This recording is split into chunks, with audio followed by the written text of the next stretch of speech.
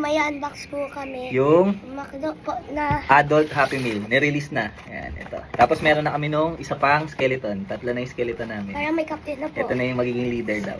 Ito yung Adult Happy Meal. Bago lang. Tapos meron siyang code dito. Alam na kung sino to. Tingin namin, ito yung Grimace na egg. Pero sabi kasi yung mga codes, ito yung mga codes. So, ayan, kung sino yung mga laman. Ayan, machi-check nyo. Hindi rin namin alam kung makaka-request ka ba dun sa staff. Blind box Yes. po. Open mo na, anak.